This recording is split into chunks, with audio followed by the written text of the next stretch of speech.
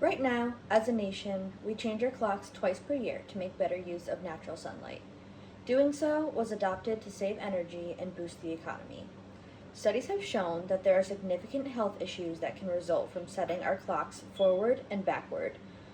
Whether we get rid of daylight saving time or not has been up for debate for some time.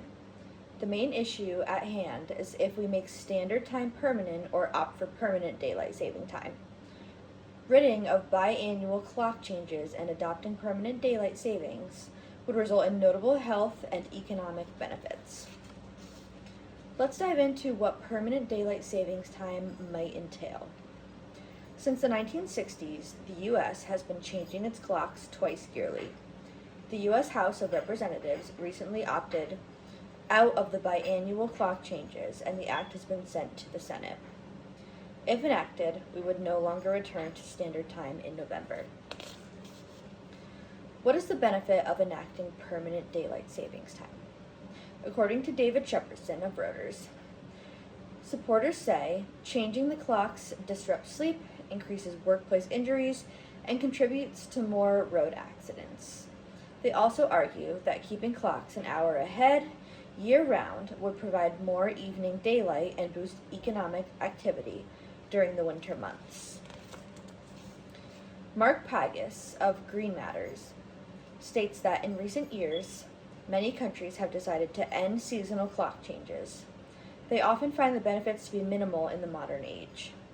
Lighting is now just a tiny percentage of global energy usage, and shifting time back or forward an hour has been linked to temporary increases in health issues, such as sleep deprivation and heart attacks. What are the other cons associated with permanent daylight savings? One argument that is made against permanent daylight savings is that darker mornings are unsafe. In northern states, the sun would not rise until as late as 9 o'clock in the morning. This can make for unsafe travel conditions for commuters and potential safety concerns for children getting to school. It is also argued that waking up to darkness could cause depression and make it harder for some to start their day. Heart disease and stroke become a more significant risk factor due to the unbalanced circadian rhythm. Studies done by the CDC, according to Nina Bai of Stanford Medical, show that permanent standard time would lower the nationwide prevalence of obesity by 0.78 percentage points and the prevalence of stroke by 0.9 percentage points. Conditions influenced by circadian health.